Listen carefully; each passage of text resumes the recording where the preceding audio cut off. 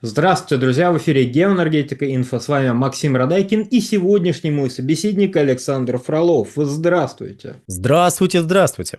Блумберг раскрывает глаза Трампу. На Украине нет редкоземельных металлов. Опять-таки, многие анонимные телеграм-каналы сходятся на том, что Трамп знал об отсутствии редкоземов в таком количестве и на самом деле хочет получить АЭС, газ и нефтедобычу, а также ГТС Украины.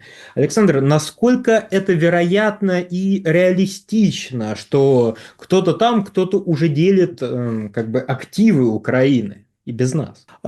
Тема возникла вокруг Украины, пришлось обратиться к статистике, посмотреть, что там, какие объемы, какие запасы у них есть, какими ресурсами располагает Украина. И информация крайне противоречивая. Действительно, очень противоречивая информация, потому что, с одной стороны, у нас есть украинское руководство, местные СМИ, которые говорят: ребята, да у нас всего и вся на 500 миллиардов долларов, купите, пожалуйста. Вот.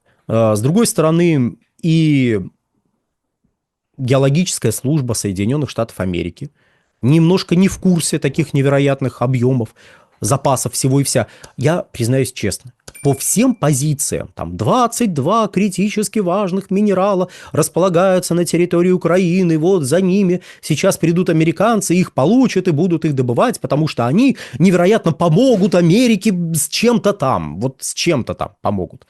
С чем именно они должны помочь, я пару слов чуть позже скажу, пока лишь обозначу следующее. Вот я по каждому из этих 22 критически важных элементов статистику не смотрел. Я посмотрел статистику по наиболее высокотоннажным элементам, и я могу сказать, что, вы знаете, все-таки штатам лучше присоединить Канаду и Австралию. Вот присоединяют Канаду и Австралию, и все, и большая часть проблем, с которыми вот вроде как должна помочь Соединенным Штатам Украина, решена, притом решена на столетия вперед. Вот проблемы просто вообще нету. А если добавить к этому еще и какую-нибудь Аргентину, которая была бы не против, по крайней мере, президент этой страны, был бы не против присоединиться к Штатам, назовите меня генерал-губернатором, ну, пожалуйста, пожалуйста. Кричит откуда-то там Хавьер Милей, вот. Тогда просто вообще проблем нету. То есть у Украины нету никаких критически важных запасов, которых бы не было у кого-то еще.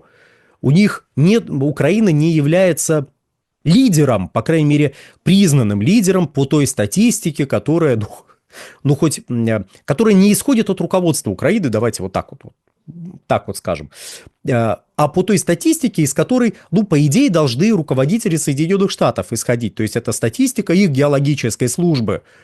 Так вот, исходя из этой статистики, Украина не является критически важным регионом ни почему. Но еще раз, ни почему это, конечно, слишком сильно сказано, потому что лично я не проверял каждый из этих элементов. Но вот то, что я лично проверил, кстати, каждый желающий, USGS. Заходите, это, собственно говоря, сокращение Геологическая служба Соединенных Штатов. Заходите к ним на сайт, вбиваете название нужного вам элемента, знакомитесь со статистикой, притом по годам, красиво, замечательно. Добыча, ресурсы, все что угодно. У кого есть, у кого нет, чем сердце успокоится. В общем, у них эта статистика имеется. С ураном там немножечко, знаете, вот не совсем у них все открыто, но, с другой стороны, для этого у нас есть МАГАТЭ. У них есть тоже прекрасные карты, на которых видно, что, мягко скажем, Украина не самый выдающийся регион, прям настолько не самый выдающийся регион, что прям страшно сказать, насколько он не самый выдающийся. На нее несколько презрительно смотрят, скажем, Казахстан, Австралия. Да, Российская Федерация, в конце концов, тоже смотрит с некоторым недоумением. Канада, кстати, может сказать веское слово в плане урана. Кстати, Канада. По-моему, я ее второй раз уже упоминаю в этом рассказе. Не так ли? Так вот, Трамп, уверен, ты смотришь наши видео. Извини, что на «ты». Ты все равно не понимаешь, что мы к тебе на «ты» обращаемся. Так вот, присмотрись к Канаде. Присмотрись к Канаде. Канада решает большую часть проблем, с которыми теоретически могут столкнуться Соединенные Штаты. У Канады много всего. Так вот, извините, пожалуйста, просто сама по себе тема настолько дико разгоняется в наших телеграм-сообществах, что серьезно о ней говорить все сложнее и сложнее. Потому что если почитать еще раз вот наши вот эти вот телеграммы, то там на Украине столько лития, что просто ни у кого столько нет. Сколько? Сколько лития на Украине, дорогие друзья? Сколько? 500 тысяч тонн. Вы откуда это взяли? Украинцы говорят. А другие украинцы говорят 5 миллионов тонн. Представляете? А мировые запасы каковы? Мировые запасы. Больше 110 миллионов тонн. Ага. А кто лидеры? Боливия, Аргентина, США, Чили. Ой, а зачем украинский литий Соединенным Штатам, если они один из мировых лидеров по запасам этого самого лития? И располагается он не на глубинах порядка полукилометра, еще надо разобраться, что там, чего, сколько этого лития. Зачем Штатам украинский литий? Лично мне кажется, незачем абсолютно. Но вы у себя можете написать, можете, кстати, в комментариях к этому видео написать ваше авторитетное мнение. Если будет еще и ссылки на источники, будет вообще замечательно. Но можете просто написать, а я считаю, что вот Штаты без украинского лития просто никуда. Проблема сейчас в том, дорогие друзья, что нужен не литий. Нужны эффективные технологии переработки этого лития, производство по переработке, промышленные предприятия, перерабатывающие литий. И, что еще важнее, переработать литий мало. Нужно произвести конечную продукцию. И вот именно в конечной продукции загвоздка. Тут уважаемые наши зрители могут сказать, хорошо, Штатам литий не нужен, а вот Европе нужен. Европа ж хочет там аккумуляторы у себя производить. Европа хочет ездить только на электромобилях. Ты не смотри, что в 2024 году немножко снизились продажи электромобилей. Все еще хочет Европа ездить на электромобилях. А для этого нужны аккумуляторы, а для этого нужен литий. Литий где? На Украине. Где ж еще? Рассказываю, где еще литий. В Германии, в Сербии, в Испании и в Португалии. Ой, кажется, это все где-то на территории Европы, не так ли? Это, опять же, статистика, которую публикует Геологическая служба Соединенных Штатов. Разумеется, может быть, Геологическая служба Соединенных Штатов глубоко не права. К примеру, она рисует России 1 миллион тонн запасов лития. Мы говорим, у нас 3,5 миллиона тонн. Можем мы так сказать? Можем. Вот мы не согласны. У нас 3,5 миллиона. Хорошо, у нас 3,5 миллиона. А они нам рисуют миллион. То есть они не то чтобы против... понимаете, вот можно было бы предположить, что они вот просто постсоветское пространство ненавидят. Так нет, они в Казахстане рисуют запасы, в России рисуют запасы, в ряде других стран тоже рисуют запасы. И под рисуют, не надо понимать, что... от балды взяли. Нет, они опираются на статистическую информацию, которую публикуют там государственные органы. Сейчас мы будем публиковать, видимо, что у нас 3,5 миллиона. Может, они пересмотрят свои данные, скажут, вот русские открыли, что у них 3,5 миллиона. Вносим 3,5 миллиона. Красота, замечательно, все. Еще у русских он 3,5 миллиона тонн лития. Кстати, кажется, я сейчас затронул еще одну важную тему. В России, на той территории России, которая никем не оспаривается как территория России, то ли миллион по американским данным, то ли 3,5 миллиона тонн лития. Представляете? У нас тоже есть литий. То есть у кого есть литий? У американцев есть литий, у европейцев есть литий. И на территории России, которая не оспаривается никем абсолютно, тоже есть литий. Притом в объемах, которые, мягко скажем, больше предположительных объемов на всей территории, международно признанной территории Украины находятся. Я достаточно мягко сказал про территориальный фактор. Вот, дорогие друзья, это про литий. То же самое про уран, то же самое там про титан и про много-много-много чего еще.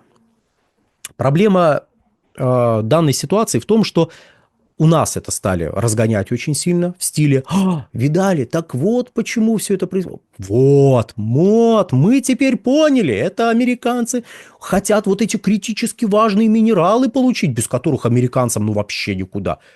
Украина, это ж вообще просто, понимаете, соловьина мова, которая самая певучая на планете Земля. Вот море выкопали черное, горы насыпали, значит, подводную лодку изобрели, и вот минералов там столько, сколько ни у кого нету. Серьезно? Да, абсолютно серьезно это обсуждается.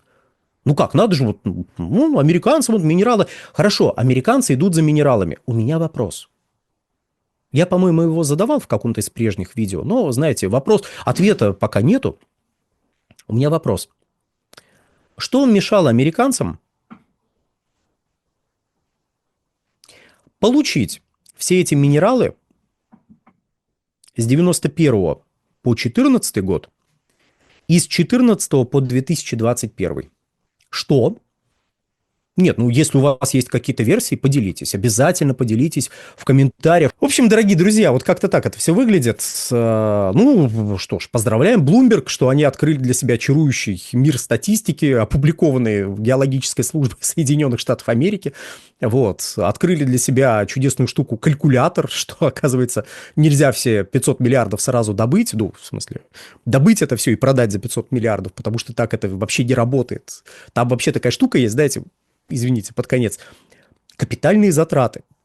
И теоретически можно понести такие капитальные затраты, которые позволят вам все сразу взять и извлечь. Но тогда прибыль будет не просто отсутствовать, она будет отрицательной. Потому что если вы все сразу извлекаете и пытаетесь продать, то это перекрывает потребности рынка, если вообще предположить, что там какие-то такие объемы, которые рисует украинское руководство. То значит все, потребности рынка где-то на год перекрываются. Это избыток предложения, рушатся цены.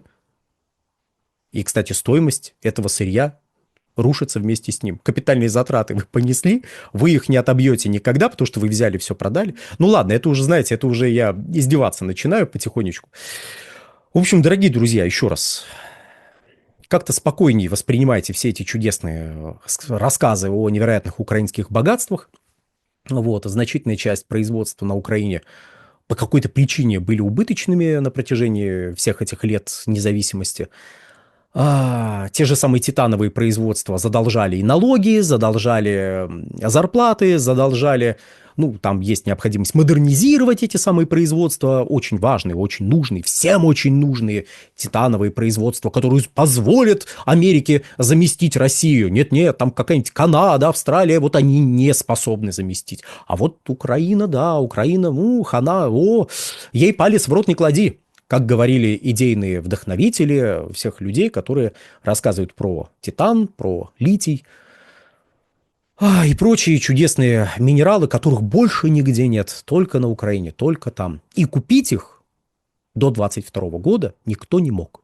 Добывать никто не мог. Перерабатывать никто не мог. Только сейчас все проснулись, открыли глазки и сказали: